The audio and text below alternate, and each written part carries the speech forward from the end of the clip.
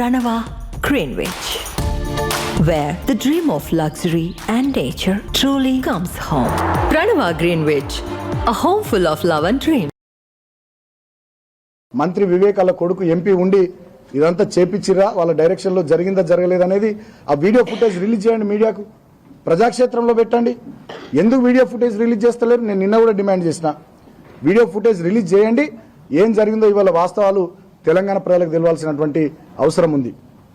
ఇప్పటికైనా ఇటువంటి పిచ్చి ప్రయత్నాలు చిల్లర పనులు మానేయాలని చెప్పి నేను మంత్రి వివేక్కు హితవు పలుకుతా ఉన్నా. మీరు చెప్పినటువంటి కాంగ్రెస్ ప్రభుత్వం చెప్పిన మీరు ప్రభుత్వంలోకి రావడానికి మీ పార్టీ చెప్పిన 6 గ్యారంటీల మీద 420 హామీల మీద డిక్లరేషన్ల మీద శ్రద్ధ పెట్టండి. మీరు ఇక్కడ వ్యక్తిగతంగా ఇచ్చిన 45,000 ఉద్యోగాల అమలు కోసం మీరు ఇచ్చిన ఆ హామీ అమలు కోసం మీరు కృషి చేయండి. మీరు చెప్పినటువంటి కరకట్టల నిర్మాణం కానీ, ముంపు గ్రామాలలో భూములు కొనిపించుడు కానీ, అదేవిధంగా ఇక్కడ 100 పడకల ఆసుపత్రి కట్టించుడు కానీ, ఇటువంటి పనుల మీద అగ్రికల్చర్ మినీ యూనివర్సిటీ పెట్టిస్తున్నారు. ఈ పనుల మీద మీరు శ్రద్ధ పెట్టండి. ఆయనకి ఎంత కోపం అంటే బాలకృష్ణ అంటే కళలో కూడా నేను కనబడుతున్నాను ఏమనిపిస్తుంది నాకు. చెన్నూరు రెవెన్యూ డివిజన్ మేము చేస్తే నాకు ఎక్కడ పేరు వస్తుంది అని చెప్పి ఇప్పుడు దాన్ని ఆపించిండు. అస్నాదు పారిపల్లి 2 మండలాలు చేస్తే వాటిని ఆపించిండు. చెన్నూరు ఎత్తిపోతల పథకం 1600 కోట్లతో కేసీఆర్ గారు శంకుస్థాపన చేసి పనులు ప్రారంభిస్తే 1,00,000 ఎకరాలకు నీళ్ళు ఇస్తాం చెన్నూరు నియోజకవర్గంలో 365 చెరువులను లింక్ చేస్తూ దాన్ని ఆపించిండు.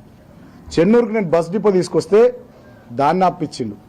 4,35,00,000 తీసుకొచ్చి 4 ఎకరాలు జాగి ఇప్పించిన పద్మనాభ ఏరియాలో, గెర్ర ఏరియాలో దాన్ని ఆపించిండు. నాకు పేరు వస్తుంది.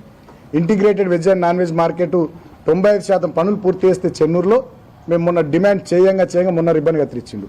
దాంట్లో ఫెసిలిటీస్ ఏం లేక మళ్ళా ఆ కూరగాయలు అమ్ముకునేటోళ్ళు పాపం పోయి గాంధీ చౌకులనే రోడ్ల మీద కూరగాయలు అమ్ముకుంటున్నారు. ఇక్కడ రామకృష్ణపూర్లో మందమరిలో ఆ మార్కెట్ల పనులు కూడా ఆపించారు. జ్యోతినగర్లో అంబేద్కర్ పార్క్ పని ఆపించారు. ఇక్కడ కేతన్పల్లిలో ఇక్కడ గాంధారి వనం పని కేసీఆర్ అర్బన్ ఎకో పార్క్ అది ఆపించింది. ఇదే కేతన్పల్లి మున్సిపాలిటీ పరిధిలో రామకృష్ణపూర్లో మేమున్నప్పుడు నా హయాంలో కేసీఆర్ గారి నాయకత్వంలో 3,360 కుటుంబాలకు సింగరేణి ఖాళీ స్థలాలు ఇల్లు కట్టుకున్న వాళ్ళకి జీవో 76 ద్వారా పట్టాలు ఇచ్చినాం. ఇప్పుడు వీళ్ళు వచ్చిన తర్వాత 1,400 అప్లికేషన్స్ పెండింగ్ ఉన్నాయి. ఒక్క పట్టా ఇయ్యలే 2 ఏళ్లల్లా. కేతన్పల్లి మున్సిపాలిటీలో ఒక్కరికి పట్టా ఇయ్యడట, కానీ కేతన్పల్లి మున్సిపాలిటీలో ఆ పీఠం ఈయనకు కావాలి. కేతన్పల్లి మున్సిపాలిటీలో పట్టా ఒకటి ఇయ్యరు, కేతన్పల్లి మున్సిపాలిటీ పీఠం మాత్రం కావాలి మెజారిటీ రాకున్నా. ఇది ఆయన చేస్తున్నటువంటి అరాచకం, దౌర్జన్యం. అదేవిధంగా చెన్నూరులో నేను 50 పడకల ఆసుపత్రి కట్టిన 32 కోట్లతోని 100 పడకల ఆసుపత్రి తీసుకొచ్చినాం. దాని పనులు ఆపేసిండు. అంటే ఇట్లా అభివృద్ధికి సంబంధించినటువంటి ఒక్క పని చేయకుండా గతంలో మేము తెచ్చిన పనులను ఆపించి, గతంలో ఇక్కడికి నేను తెచ్చిన 25 కోట్ల ఎస్డిఎఫ్ నిధులు, మందమరికి నేను తెచ్చిన ఎస్డిఎఫ్ 25 కోట్ల నిధులు, చెన్నూరుకి నేను తెచ్చిన ఎస్డిఎఫ్ 25 కోట్లు, టీయూఎఫ్ఐడిస్ 28 కోట్ల నిధులు.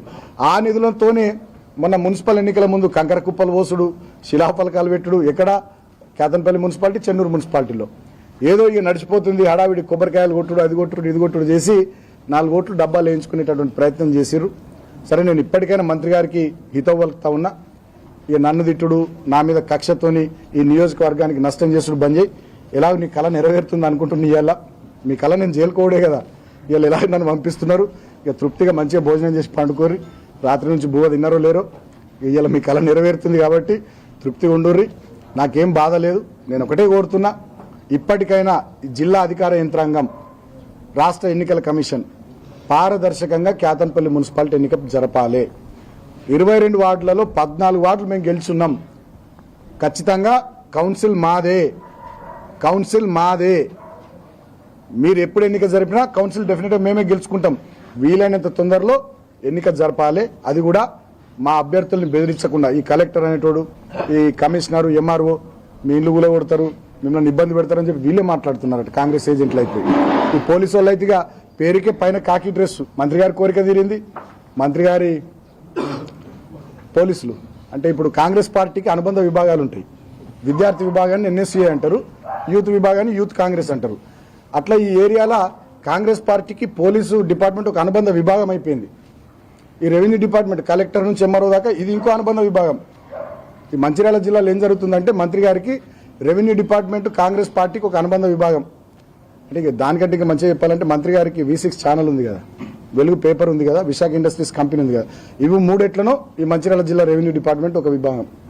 తర్వాత ఈ పోలీస్ డిపార్ట్మెంట్ ఒక విభాగం, ఆ డీసీపీ నుంచి మొదలుకొని ఇక్కడ ఎస్ఐ దాకా, రామకృష్ణపూర్ ఎస్ఐ దాకా అందరూ ఉడిగం చేస్తూ ఉన్నారు.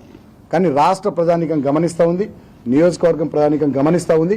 అందుకనే నిన్న జరిగినటువంటి దుశ్శాసన పర్వానికి నిరసనగా నిన్న మీరు మాకు మెజారిటీ ఉన్నా కూడా ఎన్నిక జరపకుండా వాయిదా వేసిన అంశాన్ని తప్పుపడుతూ మేము నిన్న క్యాతన్పల్లి బంద్కు పిలుపునిస్తే స్వచ్ఛందంగా ఇవాళ మొత్తం ఎంత మంచిగా బంద్ అయిందో మీరే చూసారు. బ్రహ్మాండంగా బంద్ను పాటించి ప్రజలు మళ్ళొక్కసారి వివేక్ నువ్వు చేస్తున్న తప్పు అని చెప్పారు. మరి మీ ఇంటెలిజెన్స్ వాళ్ళు మీకు రిపోర్ట్లు ఇస్తుర్రా ఇస్తలేరా మీకు ఏందో మాకు అర్థమైతలేదు. కానీ మీరు చేస్తున్న తప్పు అని చెప్పి ఇప్పటికీ ఇవాళ బంద్ ద్వారా సంపూర్ణంగా క్యాతన్పల్లి మున్సిపాలిటీ ప్రజలు 46,000 మంది ఇవాళ ఓపెన్గా చెప్పారు మీరు చేస్తున్న తప్పని. అయినా కూడా వీళ్ళకి సిగ్గు వస్తలేదు, అయినా కూడా వీళ్ళ బుద్ధి మారతలేదు. ఎట్లనే వేసి బాలకృష్ణను జైలుకు పంపించాలి చేయాలి. నేను కూడా బట్టలు సర్దుకున్నా, 4 డ్రెస్సులు పెట్టుకున్నా, చలికాలం పెదవులు వలుగుతాయని ఆ వ్యాజ్లైన్ గీజ్లైన్ పెట్టుకున్నా, సరదైతే విక్స్ అది బ్రష్ టంక్లైన్ అన్ని పెట్టుకుని నేను కూడా రెడీ ఉన్నా. ఏం ఇబ్బంది లేదు. వివేక్ గారు మీ కళ్ళల్లో ఆనందం చూడడం కోసం పోలీస్ డిపార్ట్మెంట్ చాలా తహతహలాడుతుంది. సో మీ కళ్ళల్లో ఆనందం చూడడం కోసం ఇక్కడ రెవెన్యూ డిపార్ట్మెంట్ తహతహలాడుతుంది. మీరు కూడా చాలా సంతోషంగా ఆనందంగా ఇక నేను జైలుకు వస్తే మీకు తృప్తి అవుతుంది కదా. బాలకృష్ణను జైలుకు పంపించాలి, క్యాతన్పల్లి మున్సిపాలిటీ ఇక నయాన్నో భయాన్నో దాన్ని నెగ్గించుకోవాలి. ఇదే కదా మీ ఎజెండా, మీ టార్గెట్. సో ఇక మీ టార్గెట్ ఏమవుతుందో నాకు తెలియదు. అంతిమంగా మీ కోరిక నెరవేరుతుంది. మీ చిరకాల వాంఛ అనుకుంటే ఎప్పటి నుంచి ఉందో ఏమో మీ మనసులో కానీ నన్ను జైలుకు పంపించాలని, ఇలా మీది నెరవేరుతుంది. ఇప్పటికైనా మీ కోరిక ఎలా నెరవేరుతుంది కాబట్టి ఇప్పటికైనా ప్రజాస్వామ్యయుతంగా పారదర్శకంగా క్యాతన్పల్లి మున్సిపాలిటీ ఎన్నిక జరిపించే ప్రయత్నం చేయండి.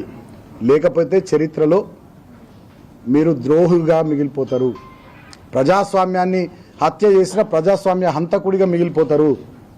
పట్టపగలే క్యాతన్పల్లి మున్సిపాలిటీలో మీరు నిన్న చేసినటువంటి దుశ్శాసన పర్వంతో ఇప్పటికే ప్రజలంతా చీత్తు అని మిమ్మల్ని తిట్టుకుంటున్నారు.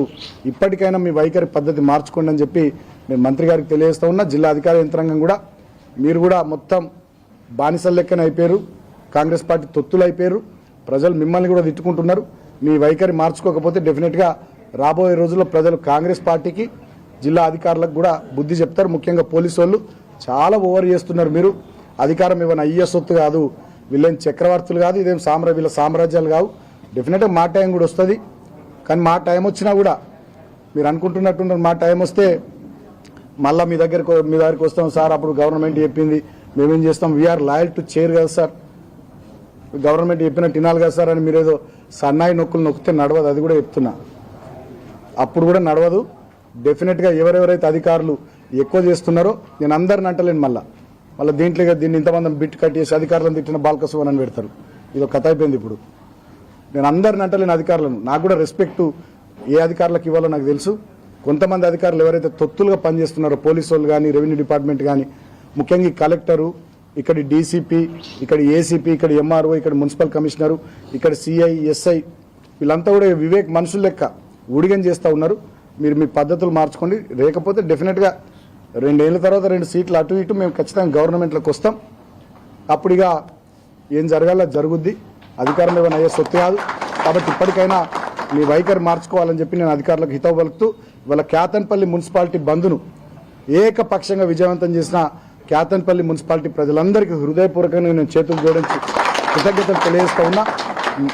ఎంత అప్రజాస్వామికమైనటువంటి నియంతృత్వ వైఖరితోని మంత్రి గారు దుర్మార్గపు చర్యలకు ఒడిగట్టినా మీరు మా వైపు నిలబడ్డందుకు, పోలీసులు వచ్చి వాళ్ళ బీజోన్ సెంటర్లో రాజీవ్ చౌక్లో షాపులు తీయమని చెప్పి బెదిరించిన వాళ్ళు షాపులు తీయలే. హ్యాట్స్ ఆఫ్ తెలియజేస్తున్నా నేను మా వ్యాపారస్తులకు. క్యాతన్పల్లి మున్సిపాలిటీలో ప్రైవేట్ స్కూళ్ళలో ఫోన్లు చేసి ఈ రెవెన్యూ డిపార్ట్మెంట్ అధికారులు, పోలీస్ అధికారులు మీరు స్కూల్ ఎందుకు బంద్ చేస్తారు, ఓపెన్ చేయాలంటే ఒక్క ప్రైవేట్ స్కూల్ ఓపెన్ చేయలే. వాళ్ళకు కూడా నేను హృదయపూర్వకంగా కృతజ్ఞతలు తెలియజేస్తా ఉన్నా.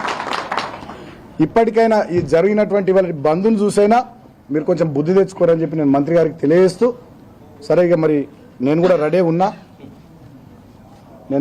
ఉన్నా మంత్రి గారి కోరిక నేను జైలుకు పోవాలని. సరే అంతిమంగా ప్రజలు నిర్ణయిస్తారు. ఈ రకంగా నియంతృత్వ వైఖరితోని, అప్రజాస్వామిక ధోరణితోని, ఒక కక్ష సాధింపు దుర్మార్గపు చర్యలకు ఈ ప్రాంతంలో మంత్రి వివేక్ పనిచేస్తున్నటువంటి తీరును ఈ ప్రాంత ప్రజానికం కూడా చూస్తున్నారు. తెలంగాణ అంతా కూడా చూస్తూ ఉంది, అందరూ గమనిస్తూ ఉన్నారు. ఏది ఏమైనా నేను ఒక కేసీఆర్ శిష్యుడిగా, తెలంగాణ ఉద్యమకారుడిగా ఈ ప్రాంత ప్రజల కోసం మా పార్టీ కార్యకర్తల కోసం, నాయకుల కోసం ప్రజలు మాకు ఇచ్చినటువంటి తీర్పు, కేతన్పల్లి మున్సిపాలిటీలో మీరు పనిచేయండి అని చెప్పి 14 సీట్లతో మాకు ఇచ్చిన తీర్పును డెఫినెట్గా దాన్ని ముందుకు తీసుకుపోవడానికి ఖచ్చితంగా కష్టపడతా, కృషి చేస్తా, పని చేస్తా. నన్ను జైలుకు పంపించిన వివేక్ గారు, నా మీద రకరకాల ముద్రలు, రౌడీ గుండాన్ని ముద్రలేసిన, లాస్ట్కు నువ్వు నన్ను చంపించిన, నీ కిరాయి గుండాలతో నువ్వు నన్ను చంపించిన బాల్క సుమన్ అనేటోడు ఆధారాడు బెదరాడు కేసీఆర్ శిష్యుడు. ఇప్పటికైనా మీ వైఖరి పద్ధతి మార్చుకుంటే అది మంచిది. ఈ ప్రాంతంలో కక్ష సాధింపు రాజకీయాలు లేకుండా, దుందుడుకు చర్యలు లేకుండా ప్రశాంతమైనటువంటి వాతావరణంలో ఈ ప్రాంత ప్రజానీకం బతికేటట్టు, అందరూ కలిసిమెలిసి ఉండేటట్టు, ఒక మంచి వాతావరణం ఉండేటట్టుగా అన్ని రాజకీయ పార్టీల్లో చర్యలు తీసుకుందాం. డెఫినెట్గా దానికి నేను బీఆర్ఎస్ పార్టీగా, జిల్లా పార్టీ అధ్యక్షుడిగా నేను ముందుంటా. మీరు కూడా ఇటువంటి పిచ్చి పిచ్చి పనులను బంద్ చేయాలని చెప్పి నేను కోరుతున్నాను.